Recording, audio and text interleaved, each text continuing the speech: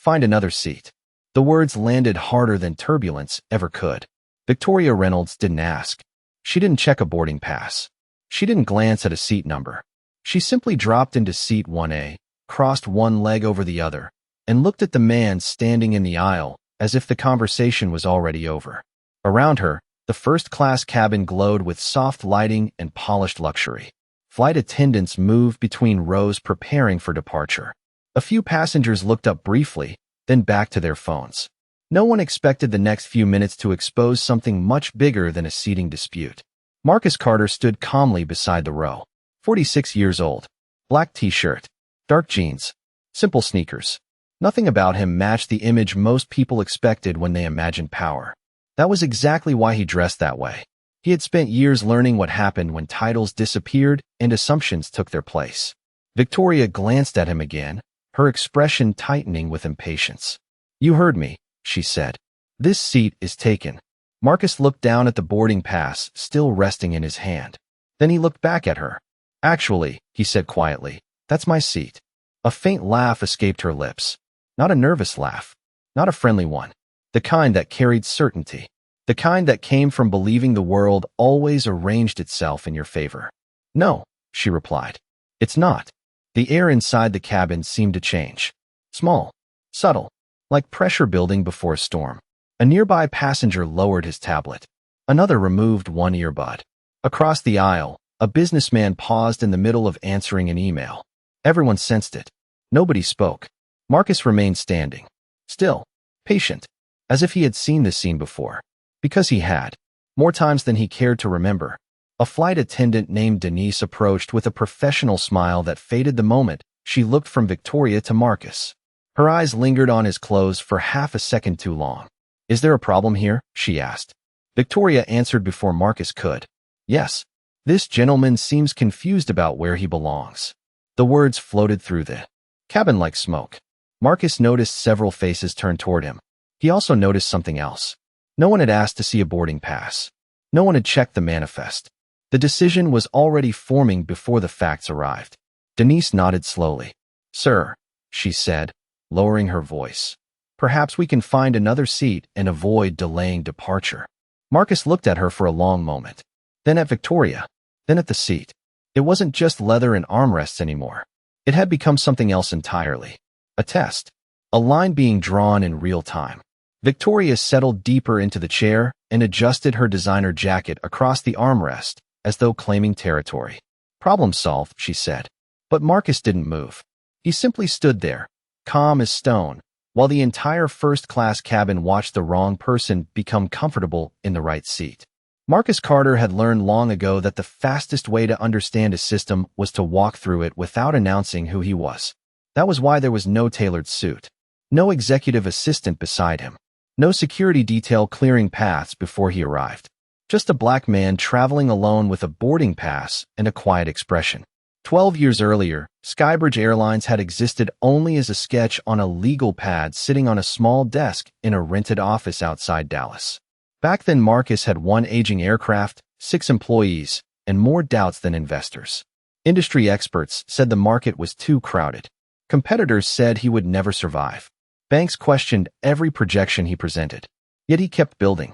One route became 3. 3 became 20. 20 became a nationwide network connecting cities that larger airlines had ignored for years. He built the company one customer, one employee, and one promise at a time. The promise was simple. Every passenger deserved respect before status. That principle eventually appeared in company manuals, training programs, and executive meetings. But principles on paper and principles in practice were not always the same thing. Over the previous 6 months, customer complaints had started appearing in executive reports. Most were small on the surface. Travelers describing subtle assumptions. Passengers saying they were questioned more aggressively than others. Customers claiming they were treated differently because of how they looked rather than what they had purchased. None of the complaints alone seemed large enough to make headlines. Together, they formed a pattern Marcus could not ignore. So he began conducting anonymous inspections himself. Sometimes in airports, sometimes in lounges, sometimes on flights exactly like this one. The cabin around him remained quiet. Victoria sat comfortably in seat 1A as though the matter had already been settled. Denise stood nearby waiting for Marcus to give in and move somewhere else. The expectation hung in the air. Compliance. Cooperation. Silence. Marcus noticed the familiar rhythm immediately. People often became uncomfortable when expectations were challenged calmly. Anger they could understand. Loud arguments fit a script. Quiet confidence did not. Across the aisle, a woman in her early 30s closed the novel she had been reading. A retired military veteran near row 3 lowered his reading glasses. Several passengers exchanged brief glances before looking away again. They were watching, measuring, deciding. Marcus remained where he was. Not stubborn, not emotional, simply unwilling to surrender facts to assumptions. Denise offered another professional smile. This one looked more strained than the first. "Sir," she said, "we are trying to make everyone comfortable before departure." Marcus nodded slightly. "So am I." The answer was polite, almost gentle, yet something about it unsettled her. Because beneath the calm sat certainty. The certainty of a man who knew exactly where he belonged. Outside the aircraft windows, the afternoon sun reflected across the runway. Inside the cabin, passengers settled deeper into their seats. The engines had not started yet. The flight had not moved an inch. But something else had. The story everyone thought they understood was beginning to shift, and only one person on that airplane knew how dramatically it was about to change. The longer Marcus remained standing, the more uncomfortable the cabin became. Discomfort had a way of exposing people. It revealed who wanted facts and who preferred assumptions. Denise glanced toward the front galley, searching for support. Within seconds, another flight attendant arrived. His name tag read Trevor Mills. He listened for less than 10 seconds before making up his mind. Marcus noticed that too. No boarding pass was requested. No seat assignment was verified. No effort was made to determine what had actually happened. Trevor folded his arms and offered the kind of smile that looked professional from a distance, but dismissive up close. "Sir," he said, "we need to keep boarding moving. If there has been a misunderstanding, we can help you find another seat." Another seat. The phrase echoed through the row. Victoria seemed pleased by it. She adjusted the collar of her jacket and looked out the window as though Marcus had already been removed from the conversation. "That sounds reasonable," she said. "Some people just have trouble accepting mistakes." A few passengers exchanged uneasy looks. Nobody missed the implication. Marcus kept his voice level. "There is no mistake." Trevor nodded slowly, but it was the kind of nod people use when they have already decided not to listen. "According to the information we have," he replied, "this seat is occupied." Marcus looked directly at him. Occupied is not the same as assigned. For a brief moment, Trevor had no answer. Then he shifted tactics. "Sir, we are asking for your cooperation." The word cooperation settled over the cabin like a blanket. Marcus had heard it before. Cooperation often sounded noble until it was requested from only one side. Across the aisle, the woman with the novel finally spoke. "Did anyone check his ticket?" The question hung in the air. Simple, fair, uncomfortable. Denise glanced toward Trevor. Trevor glanced toward Victoria. Neither answered immediately. That silence said more than words could. Near row 3, the retired veteran cleared his throat. Seems like that would be the first thing to do. More passengers were paying attention now. Phones remained lowered, but eyes were locked on the situation unfolding in front of them. Victoria sensed the shift and moved quickly to regain control. "This is ridiculous," she said with a laugh. "Everyone can see what is happening." Marcus noticed she never explained what was happening. She simply assumed everyone saw the same story she did. Trevor finally pulled out a tablet used by the crew during boarding. He tapped the screen a few times. Denise leaned closer. Both studied the display. Then Trevor looked up with renewed confidence. "Interesting," he said. "I do not see your name attached to this seat." A faint smile appeared on Victoria's face. Around them, several passengers seemed ready to accept the conclusion. Technology often carried an aura of authority. If a screen displayed something, people assumed it must be true. Marcus, however, remained completely still. Not surprised, not alarmed, just observant. Because he knew something nobody else in that cabin knew. The system they were trusting had already become part of the story. And somewhere far beyond the aircraft doors, a chain of events had quietly begun moving into place. The confidence that had filled Victoria's face moments earlier began spreading through the crew. Screens had a strange effect on people. A name missing from a system often carried more weight than a person standing directly in front of them. Trevor held the tablet slightly higher as though the device itself had settled the matter. Denise relaxed her posture. Even a few passengers appeared ready to move on. Then a new voice entered the conversation. That does not make sense. The words came from the front galley. A young flight attendant stepped forward carrying her own crew tablet. Her name tag read Olivia Brooks. She could not have been more than 26. New enough to still care about procedures. New enough to believe facts should come before conclusions. Trevor looked irritated immediately. Olivia, we have it handled. But Olivia did not step back. Her eyes moved from Marcus to the screen in Trevor's hand and then back again. Something about the situation bothered her. I remember seeing his name earlier, she said. During pre-boarding. Victoria let out a short laugh.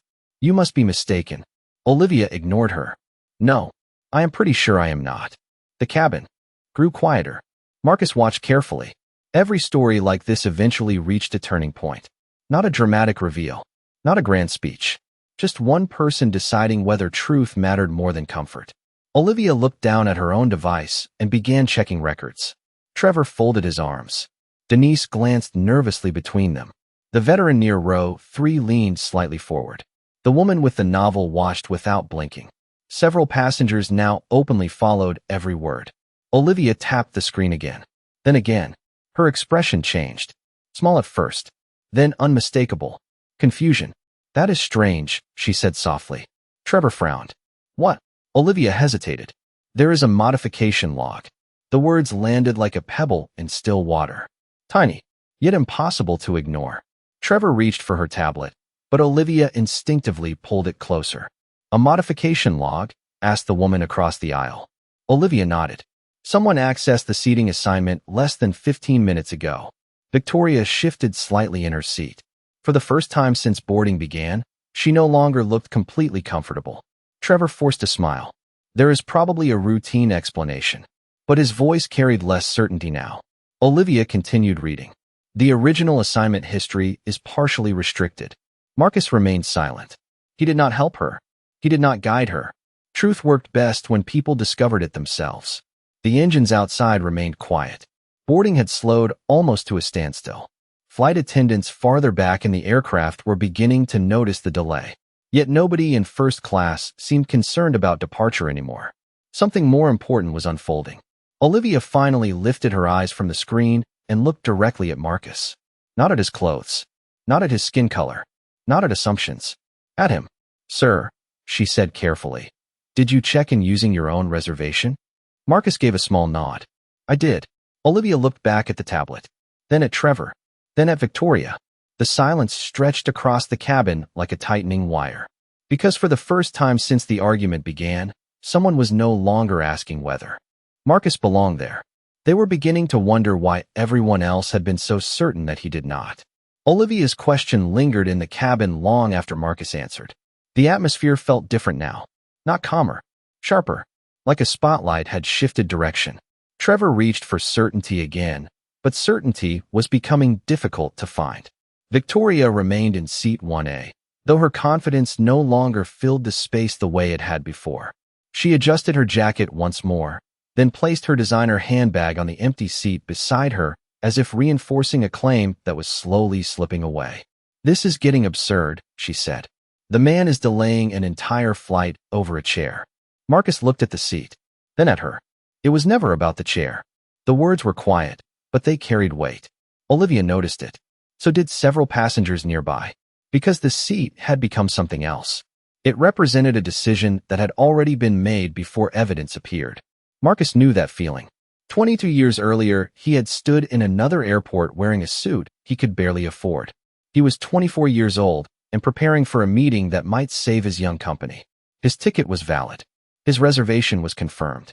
Yet an airline employee had looked at him, looked at the first-class boarding pass in his hand, and asked 3 separate times whether he was in the correct line. The memory remained vivid. The polished floor, the curious stares, the smile that disappeared when he answered confidently. He remembered sitting alone near the gate afterward wondering how many times people would mistake appearance for qualification. He remembered promising himself that if he ever built something meaningful, Respect would not be reserved for people who looked powerful. That promise eventually became Skybridge Airlines. Back in the present, Olivia continued studying her tablet. "There is more here," she said. Trevor immediately stepped closer. "Olivia, that is enough." She looked up. "Why?" The question landed harder than anyone expected. Trevor opened his mouth, but no answer came. Around them, passengers had stopped pretending not to watch. Even people several rows away were paying attention now. The retired veteran folded his arms. The woman with the novel sat forward in her seat. Two passengers across the aisle quietly exchanged concerned glances. Victoria sensed the shift and tried to redirect the conversation. "This is ridiculous," she said. "Everyone knows mistakes happen." Marcus nodded slightly. "They do." "Then let it go," she replied. "Take another seat." Marcus held her gaze. "Would you?" For the first time, Victoria had no immediate response. Silence settled over the cabin. Outside the windows, baggage vehicles moved slowly across the tarmac beneath the afternoon sun. Inside, nobody seemed focused on departure anymore. Olivia looked back at her screen. Her eyes widened slightly. Whatever she had found, it mattered. Marcus noticed the change instantly. He also knew something else. The moment a person starts asking honest questions, the truth becomes difficult to stop. And somewhere beyond the aircraft doors, people were already beginning to ask those same questions. Olivia took a slow breath and turned the tablet toward herself again. Whatever she had discovered was no longer a simple discrepancy. Trevor could see it in her face. Denise could see it too. The confidence that had carried them through the first part of the confrontation was beginning to crack. "There is an access record," Olivia said carefully. A manual adjustment was made after boarding began. The words landed with surprising force. Several passengers immediately looked toward Trevor. Others glanced at Victoria. Nobody spoke. The silence did the work for them. Trevor forced a short laugh. "System updates happen all the time." Olivia nodded. "Yes, but passenger seat assignments are not usually modified after the passenger is already checked in." The veteran near row 3 raised an eyebrow. The woman with the novel quietly set it aside completely. The cabin felt smaller now, as if every conversation had narrowed into a single point of focus. Marcus remained exactly where he had been from the beginning. Calm, unmoved, watching. Then his phone vibrated once in his pocket. He glanced at the screen. One message. No more than 3 words. Protocol activated. He locked the screen without replying. Nobody noticed except Olivia, whose attention briefly drifted toward the device before returning to her tablet. Hundreds of miles away, inside a glass-walled operations center, several executives had already stopped what they were doing.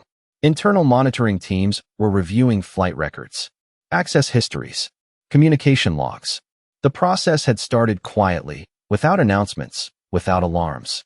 The people involved believed they were handling a seating dispute. They did not yet understand they were stepping into a full review of how decisions had been made. Back on the aircraft, Victoria crossed her arms. "This is insane," she said. "We are wasting time over paperwork." Marcus looked at her. "Paperwork tells stories." She rolled her eyes. "Not this story." "Sometimes especially this story," Marcus replied. A few passengers exchanged glances. The answer lingered longer than anyone expected. Trevor stepped forward again, eager to regain control. "Sir, regardless of what happened in the system, we need a practical solution." Marcus nodded. "I agree." Trevor seemed relieved for a moment. "Good." Marcus continued. "That starts with finding out why the seat assignment changed." The relief vanished immediately. Olivia looked down again. Then she froze. Not dramatically, just enough for Marcus to notice. Enough for Denise to notice. Enough for Trevor to notice. "What is it?" Denise asked. Olivia hesitated. "The authorization code attached to the modification is restricted." Trevor swallowed. "Restricted to who?" Olivia stared at the screen another second. "Corporate level review." The cabin became perfectly still. Even Victoria stopped talking. Outside, ground crews continued moving across the runway under the bright afternoon sun. Inside, something entirely different was happening. The system was no longer simply being questioned. It was beginning to answer back. And while most people on the aircraft still believed they were watching an argument about a seat, Marcus knew the truth. The seat had stopped being the center of the story several minutes ago. Now the story was about choices. About assumptions. About the moment people discover that every action leaves a trail behind. The words corporate level review seemed to drain the remaining certainty from the front of the cabin. Trevor stared at Olivia's screen as though looking longer might change what it said. It did not. Denise looked away first. Victoria shifted in seat 1A and forced a smile that convinced no one. "This is becoming ridiculous," she said. "Surely someone can make a decision and move on." Marcus finally stepped forward. Not aggressively, not dramatically, just one measured step. Yet somehow it changed the entire atmosphere. The cabin fell silent. Even passengers several rows back stopped pretending not to listen. Olivia lowered her tablet. Trevor straightened his posture. Victoria crossed her arms. Everyone seemed to sense they had arrived at the edge of something important. Marcus looked at the occupied seat for a moment before speaking. "You are right about one thing," he said. "A decision was made." Victoria nodded quickly. "Exactly." Marcus turned toward her. "The problem is that the decision was made before anyone checked the facts." The words settled over the cabin. Nobody challenged them. Nobody could, because everyone had watched it happen. Denise opened her mouth as if preparing to respond, but her phone rang before she could speak. She looked at the screen and immediately went pale. Trevor's device chimed a second later. Then Olivia's. 3 notifications arriving almost simultaneously. Passengers exchanged curious glances. Something larger was moving now. Denise answered first. She listened, said nothing, listened again, then lowered the phone slowly. Trevor's expression changed as he read a message appearing on his screen. The confidence he had worn all afternoon vanished completely. Victoria noticed it immediately. "What is going on?" she asked. No one answered. Marcus calmly reached into his pocket and removed his phone. Another message had arrived. "Review confirmed. Proceed." He read it once and slipped the device away. Then he looked around the cabin. At the passengers. At Olivia. At Denise. At Trevor. Finally at Victoria. When he spoke again, his voice remained calm. But every word seemed sharper than the last. "For the last 20 minutes, everyone has been arguing about a seat." Nobody interrupted. But this was never about a seat. He let the silence breathe. It was about who people believed deserved it. Victoria laughed nervously. "You are taking this far too personally." Marcus met her eyes. "Am I?" The question lingered. Then he continued. "You saw a man dressed simply and decided he could not belong in first class."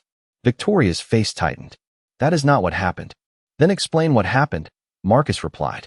She could not. The cabin waited. The answer never came. Marcus nodded slightly as though he had expected that. Then he delivered the sentence that seemed to stop time itself. "You took the seat." He glanced toward the airline logo visible through the open cabin door. Then back at her. "I built the airline." For a full second nobody moved. Nobody spoke. The words hung in the air like a sudden change in altitude. Trevor blinked. Denise stared. Olivia's eyes widened. Victoria's confident expression disappeared entirely. Marcus remained calm as ever. "My name is Marcus Carter," he said, "founder of Skybridge Airlines." And just like that, the story everyone thought they understood collapsed beneath the weight of the truth.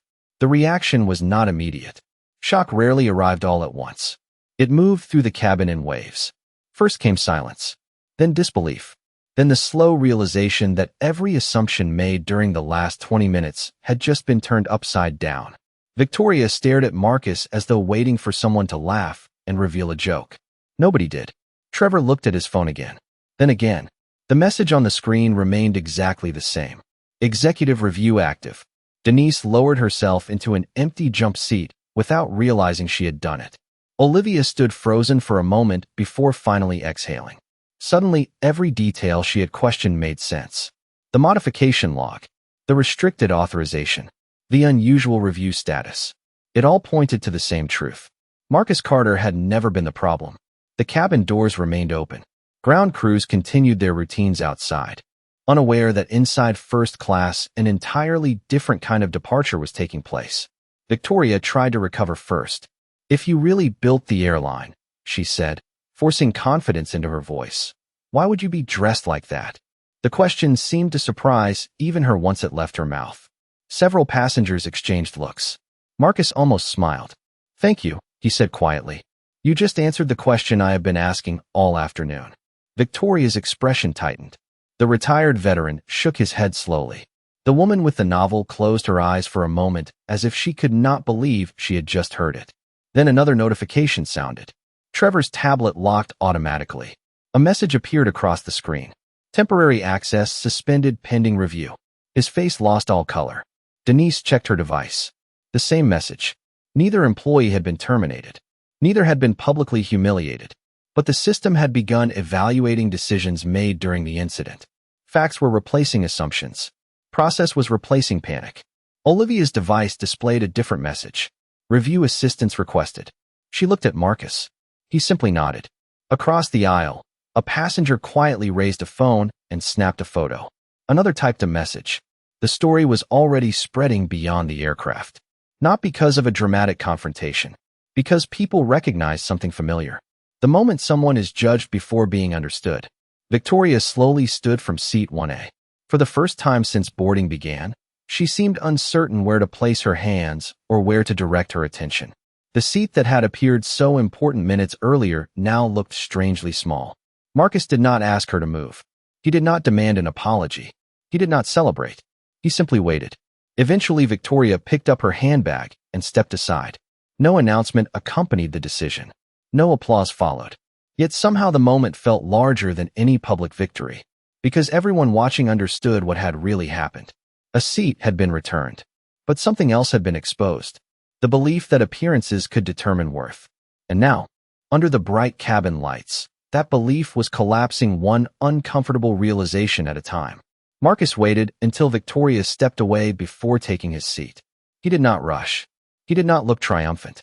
He simply sat down as though he had intended to do from the very beginning. The cabin remained unusually quiet. Even the normal sounds of boarding seemed distant now.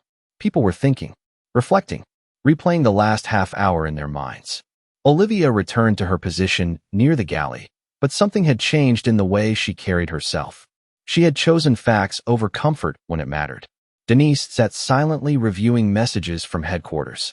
Trevor stared out the window, confronting the reality that assumptions often feel correct until evidence arrives.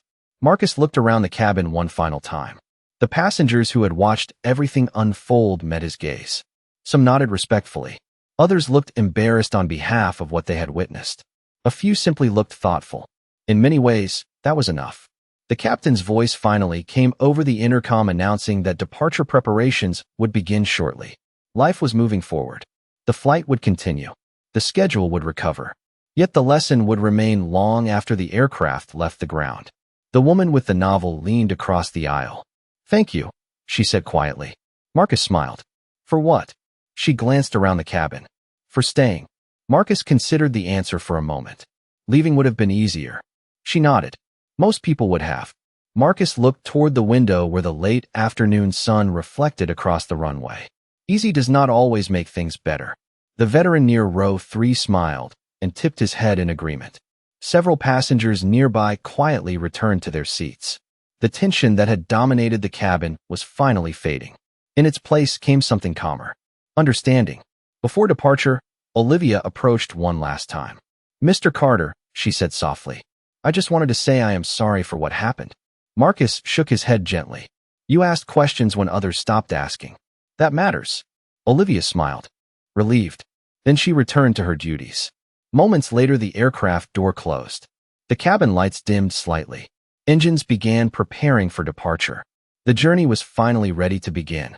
Marcus settled back into the seat he had purchased, the seat he had been assigned, the seat he had never stopped belonging in. But the story had never truly been about a seat. It had been about something much larger. The danger of deciding who belongs before learning who they are. The cost of replacing facts with assumptions. The importance of speaking up when something feels wrong. As the aircraft slowly pushed back from the gate, Marcus reflected on the promise he had made years earlier when Skybridge Airlines existed only as an idea. Respect first, status second. It was a simple standard, yet it remained one of the hardest standards to maintain. He looked out at the fading sunlight and allowed himself a small smile. Then, in the quiet confidence that had carried him through the entire day, he thought about the lesson everyone in that cabin had witnessed firsthand. He had not raised his voice. He had not demanded special treatment. He had not won because of power. He had won because truth eventually arrives where assumptions fail. And as the aircraft turned toward the runway, one final reality remained impossible to ignore. Respect is not earned by wealth. It is revealed by character. And today, everyone had revealed theirs.